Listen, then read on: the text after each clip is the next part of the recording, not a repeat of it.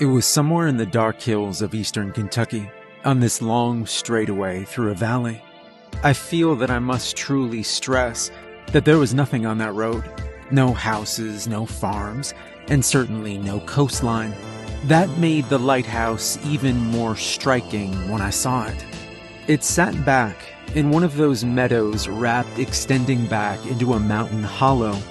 Even though the mid-afternoon sun and the floating pollen was turning everything around me gold, that meadow and that lighthouse were already bathed in shade from the mountains. I almost drove right past it, if I'm honest. It was so out of place, it was like my brain didn't recognize that it was actually there at first, and if there had been anyone else on that road, they may well have rear-ended me when I slammed my brakes, sending up dust and gravel as I skidded to a halt. It didn't even have a house attached to it, like the lighthouses I'd seen in pictures and movies. It sat alone, black and white stripes moving up its length like a barber's pole. Only the glass at the top was still above the shadows, glinting in the afternoon sun, but even as I watched, the afternoon shade inched up the length of the thing. I lied before when I said there wasn't anything else there. There was one thing. Directly across the street, one of those old motels that's just a row of rooms wrapped around a parking lot. I still can't say what it was exactly that drove me to pull into that parking lot. There was something, some train of thought that made sense at the time, but I can't remember it now. I know I sat there for minutes, right in the middle of the road, looking at the lighthouse, but I can't remember. All I remember is that for some reason, stopping seemed like a good idea, and so I turned into that empty old parking lot. I half expected the place to be closed, but the neon sign buzzed red with vacancy, and the door to the office opened when I pushed it. The front of the office was made up of floor-to-ceiling windows that let in lots of natural light and heat. It also gave a commanding view of the entrance to the parking lot, the lighthouse, and the mountains that served as the walls of the little valley. The woman that popped up from behind the counter was so ordinary-looking that it actually circled back around to being almost extraordinary. I know that's strange to say, because how can ordinary also be strange? But it's one of those things where someone looks so ordinary that it crosses that line into the uncanny valley. She looked like the rough sketch of a master painter. Like there would be details filled in, wrinkles and smile lines, and moles and imperfections. But the painter just hadn't quite gotten there yet, or had consciously erased them. She wore a burgundy polo, and her hair was blonde. I remember both of those things.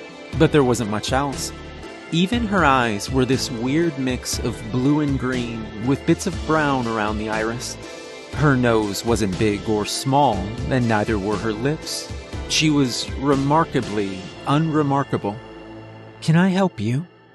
she asked, setting a book down on the counter. It was old and weathered, and the spine was bent like it had been read through dozens of times. I couldn't read the title because of how she'd laid it down. "I'd like a room, please." She blinked like that surprised her. "You want a room?" "Yeah.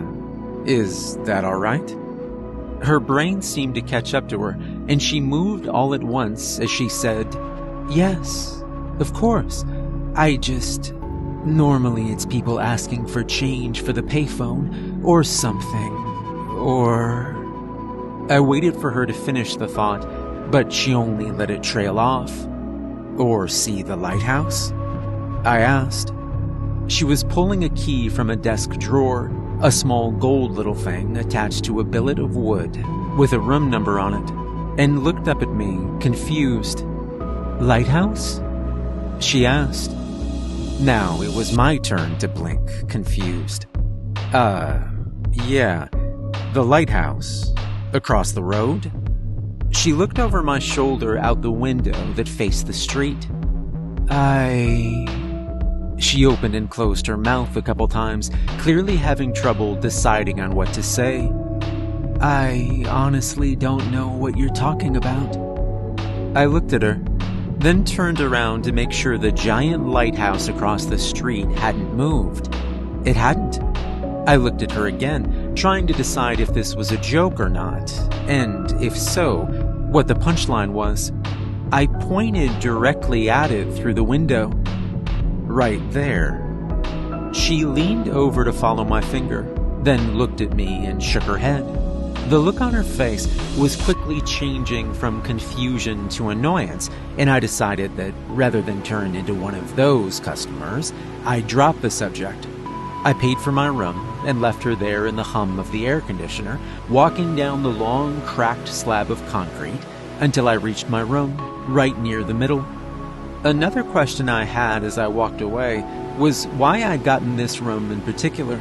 My car was the only one in the parking lot, and all the windows to the others were dark. So how did she decide which room I got? It was nothing special.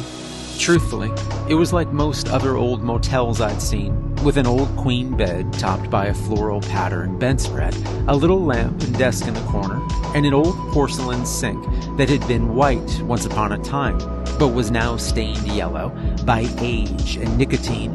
The place smelled of air freshener and mothballs. I only had a backpack, so I dropped it onto the floor and laid on the bed, flipping the television on. Static. I might have known. I turned it off and stared at the ceiling instead. I'd been driving for multiple days by that point, and whenever I stopped for the day, some trick of the eyes made it seem that still surfaces were moving. Even as I stared at the ceiling, it seemed to be flying away from me. The paintings on the wall were all seascapes of rocky coastlines being threatened by waves and storms. They began to catch my eye as I realized they were just a bit too nice to be hung on the wall inside a crappy motel. Of course, it wasn't unusual to have paintings in a hotel room, but these were different somehow. Too detailed and, for lack of a better word, dark. Despite the fact it was only 5 and the day outside was only barely descending into the hot haze of a Kentucky evening, looking at those paintings made the room feel almost cold. Only one had a lighthouse in it, an incredibly wide painting depicting a stormy bay with dark purple clouds overhead and a ship sinking in the center. The lighthouse sat on the right side of the painting, on a steep cliff. It was the same color as the one across the street, with black and white stripes, but this one had a house attached. For some reason, the artist had decided to leave the lighthouse dark. The light at the top was off, and the windows of the house were all black. The other side of the painting was mostly empty, showing only a windswept outcrop looking down on the shipwreck below. Something about that painting, or maybe that room, began to give me a splitting headache, and I think I laid down. I must have, because the next thing I remember is waking up and everything being dark. The only light was moonlight or some street lamp diffusing through the sheer curtains drawn over the big window at the front of the room. The little lamp on the bedside table provided only a small yellow glow that didn't reach the cobwebbed shadows in any of the corners. I looked around the room for a moment and really tried, to remember when I'd fallen asleep, but the memory simply wasn't there. I hadn't passed out since I'd made it to the bed, but that period of time was simply missing. When I peeked outside, I found 2 surprising things. The first was that the glow through the curtains was not, as I'd originally believed, the moon or a street lamp.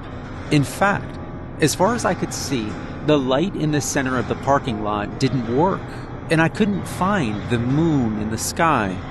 Instead, the source of that light seemed to be the lighthouse.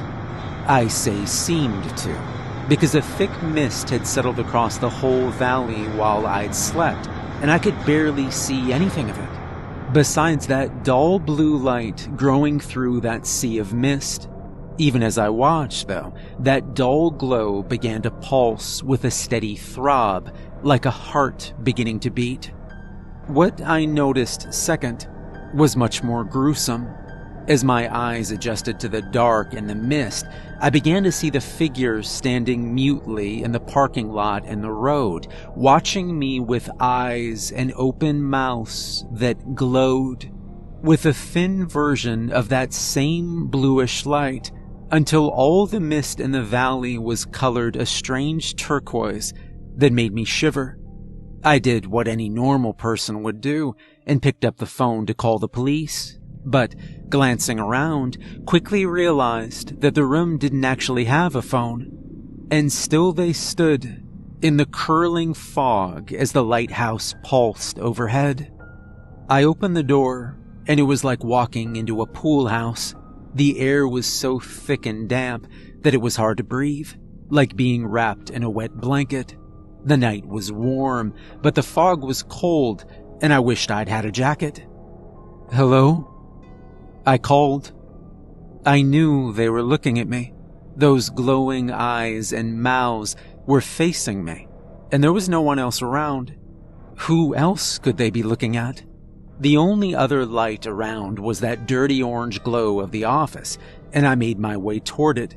I decided I would go ask the office girl if she could see the dead people standing outside, or if that was another one of those things that seemed particular to me. My footsteps caused a strange echo under the sidewalk awning as I walked, and I could see their glowing eyes following me.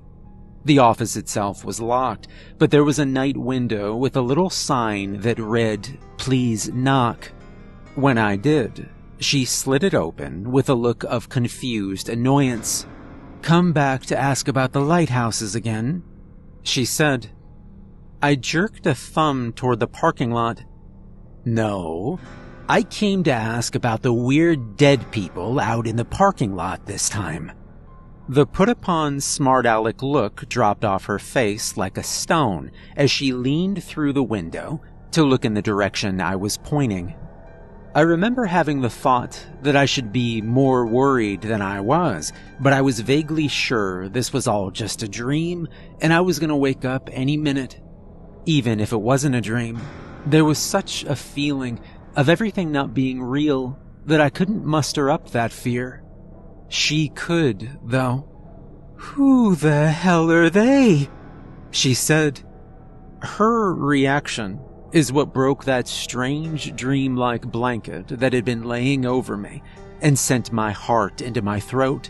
Fear is contagious, and I'd caught it. "So you can see them?" She shook her head in disbelief. "Stop being a smartass, dude. Who the hell are those people?" I was hoping you'd know," I said honestly. "Hell no," she said. Her voice was absolutely shaking as she looked at the mute figures once again. She unlocked the door to the office and yanked me through before slamming it closed and locking it. She slammed the window too, but pressed her cheek to the glass to stare, wide-eyed, at the figures outside. "I don't think they're coming any closer." "You don't have any idea what they are?" I asked. "No, asshole. I don't know why a bunch of weird people with glowing eyes are standing outside my hotel." She took several quick, shallow breaths, then swallowed the panic that I could see trying to fight its way up her throat. "Okay, cops.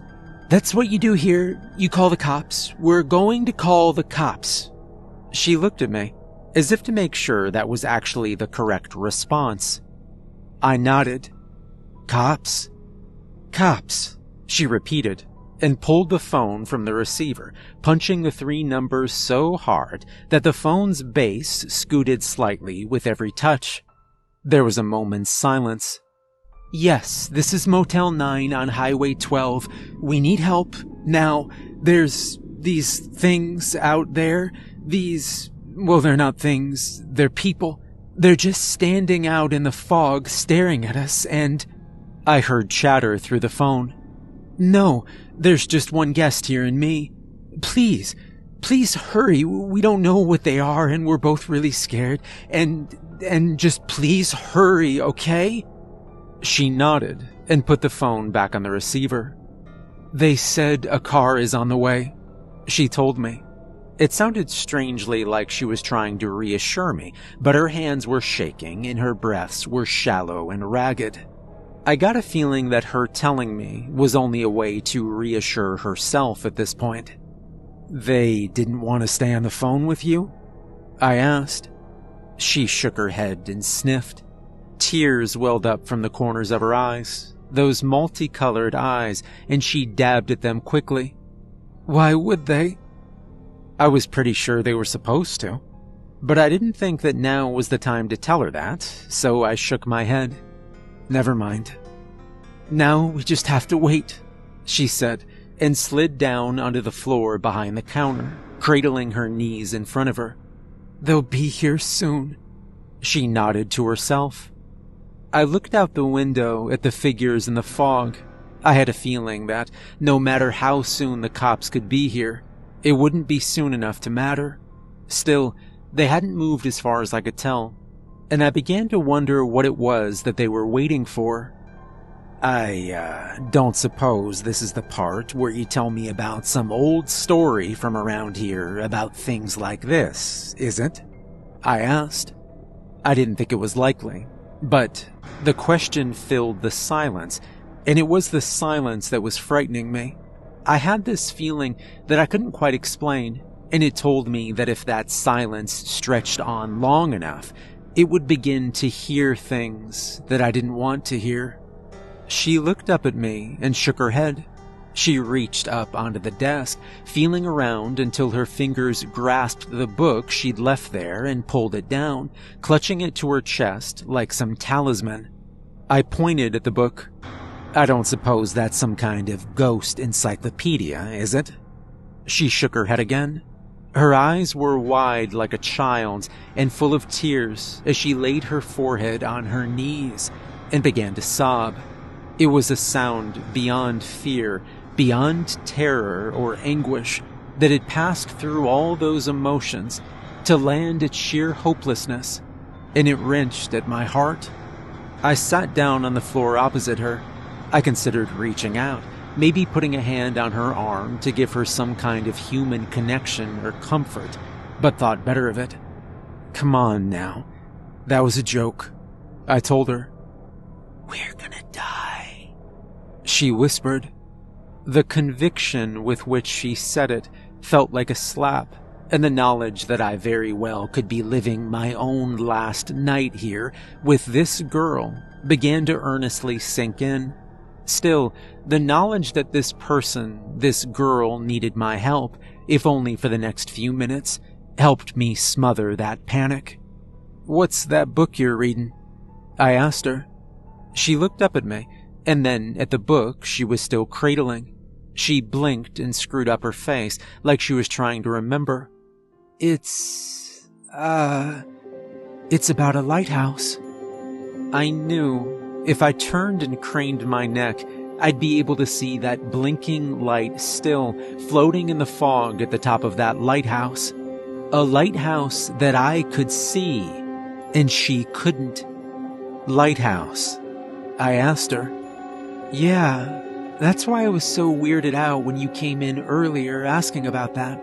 I thought you were talking about the book or something." I shook my head. "I don't even know the name of it." She furrowed her brow again, like she was struggling to remember the name. She held it out to me, and the title read, "The Sins of Amy Campbell." I gave the book back to her. "I don't think I ever got your name, by the way." I'd given her mine earlier for the paperwork and the room key, but I offered it again. "Mine is Tom." She was cradling the book to her chest again as she responded quietly and without looking. "Macy. My name is Macy Pelbam.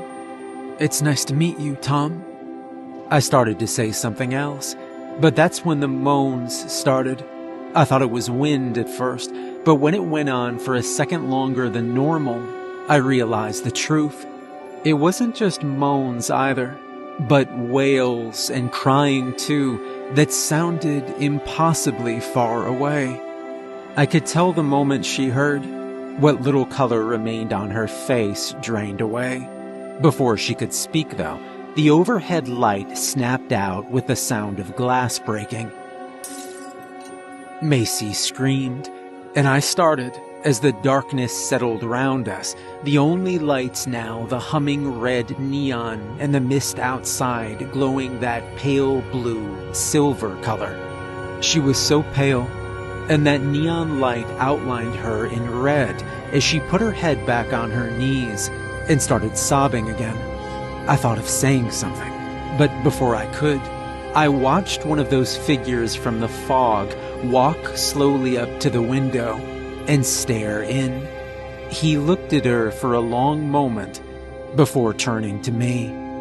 I didn't move, and I don't think I even breathed as I waited there, watching. It was the closest I'd been to any of the figures, and what I'd taken to be dark clothes in the mist weren't actually dark, but were instead rotten rags. His might have once been an old-fashioned coat with a high collar under a thick, wiry beard that reached almost to the remains of his belt. Close up, his eyes still glowed with that same eerie turquoise color. "Macy," I said. It turned back to look at her as she sniffed and raised her head. "What?" she asked. Her eyes were puffy and bloodshot. She looked to the spot I was staring at, and then back again, repeating her question. "What?" "You don't..." I started, but the figure standing at the window looked back to me again, and shook his head slowly. "Don't what?" she asked. She turned to look at the spot where the figure stood again, and then back. "Do you see something?" Even as I watched, though, the figure turned and, like he'd forgotten what he came for, purposely ambled off back into the mist. "Why can't you see the lighthouse?" I asked her. "The lighthouse? The one you were talking about when you got here?" "Yeah." "Look, I thought you were messing with me when you got here," she said, wiping her eyes. "I have no idea what you're talking about, though. There isn't a lighthouse here. I don't know what's going on, but I know there's not a lighthouse." I turned. Outside, the light was still blinking in the fog. I got that sense again that I'd wandered into some dream or some part of the world that wasn't quite real. A gust of wind tugged at the mist shrouding those figures again and joined the faraway sounds of the moans. "Do you hear that?" she asked excitedly. I listened, but could hear nothing new over the moans. "What is it?" I asked. "Sirens! They're here! We're all right! We're gonna be okay!" Before I could say much of anything, she jumped to her feet and pressed her face to the window. I got up much more slowly, trying to listen. "I don't hear anything," I told her. She ignored me, pressing her nose to the glass as she looked back and forth frantically. "Why don't they have their lights on? I can't see them." "I still don't hear them," I repeated. "How can you not? They sound like they're right outside." I knew the answer even then, but I didn't know what to say. Right then, the blinking light that had marked the top of the lighthouse changed suddenly to a red and blue blinking light, like a police light. "There," she said. "They went into the field. Come on." "No, just wait for a second and we'll..." But she was already running out the door. I lunged for her arm, and I watched it pass right through my hands, like more of the mist floating outside. Every part of me that touched her went cold and numb, like I'd submerged it into ice-cold water. She ran through the parking lot, straight toward those waiting figures and that blue and red light flashing somewhere high overhead. She ran, and the mist and the night both swallowed her whole, closing behind her like water. I walked out into a night that smelled of wet asphalt and grass and cedar, and stood there for a moment, deciding whether to go after her or not. The moaning had stopped, and to this day, I don't think I've ever experienced a silence as deep as that one when I watched those figures all watching me. There were no bugs, no faraway sounds of cars or trains, nothing at all, until the screaming. I knew it was her. It wasn't even words, but just a loud, piercing, fear-soaked scream that covered the valley like a blanket for those few seconds before it too receded like the tide into silence. The light blinking above the fog turned back into that blinking turquoise and then went steady again. I stood rooted to that spot for a long time, unsure what I'd seen or what I should do.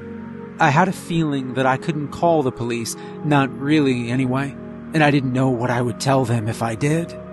Instead, I waited there in the night, hoping I'd think of something, but I didn't.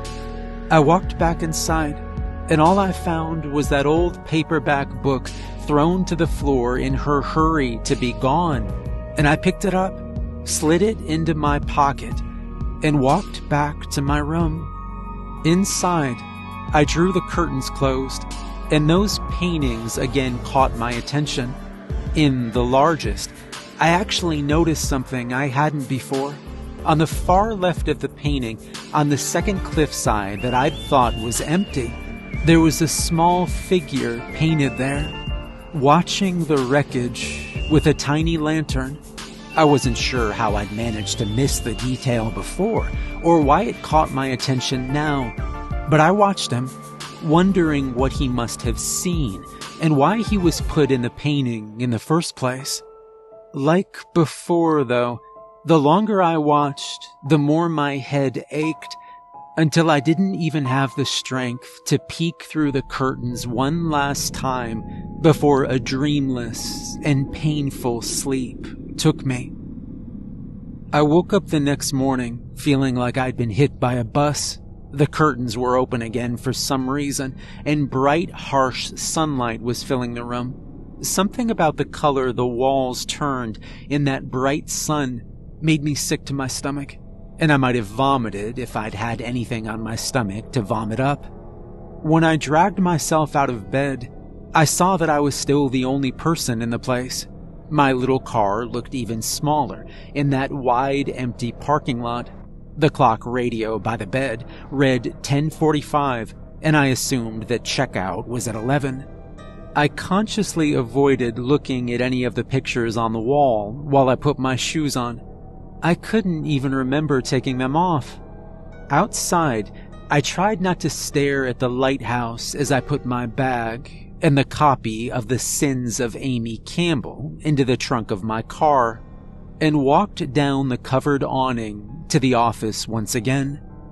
She was still there, still reading that feathered old paperback when I walked up, looking just as bored as she had the day before as she looked up at me with that same look of, "Oh, you again. Checking out?" she asked. I nodded and handed her my key. She took it and asked, "How was your stay?" A million things that I might say flashed through my mind. I had strange dreams. She cocked her head to the side, probably taken aback by the frankness of my answer. "I know the feeling," she said. While she closed out the stay and wrote up my receipt, I nodded at the book laying open on the desk. "Can I ask you what you're reading?" She looked down, like she'd forgotten the book was there. "Oh, yeah. It's a book about a lighthouse keeper. She forgets to light the light and causes a shipwreck, and it's about her dealing with the fallout from it and the town deciding whether it's her fault or not. It's my favorite." "Is it?" I asked. She slid the receipt across the desk. "Yeah. Where'd you first hear about it? I asked. She thought for a moment. I can't remember. I think it might have been a gift, maybe? We all have things like that, I replied. She shrugged. Well, you're all set. Thanks. I never caught your name, by the way. She frowned at me, and an outside observer may well have seen just another old man trying to chat up a young lady that wanted to read. There were no outside observers, though, and she sighed as she said, Amy Campbell. I nodded. Well, thank you for your help, Mrs. Campbell. I appreciate it. I hope you have a good day. She squinted like she was surprised that was the end of the matter, but then nodded. You too. Have a safe trip wherever you're going. I left her there, in that little motel office, and sat in my car a long time without ever starting it. When I pulled away, I watched the rear view until the mountains in that shimmering heat and haze of the summer day swallowed up first the motel and finally the lighthouse. I have searched for the book The Sins of Amy Campbell multiple times throughout the years whenever I'd had an odd afternoon or found myself in certain kinds of bookstores. I have never found even a mention of it, though I still have that old copy in a lockbox on my own bookshelf. I have searched for that motel along that old road, and though I have driven the length of that highway many, many times since, and have passed the landmarks I remember from that trip, I have never found that old valley, nor that lighthouse, nor that old motel, ever.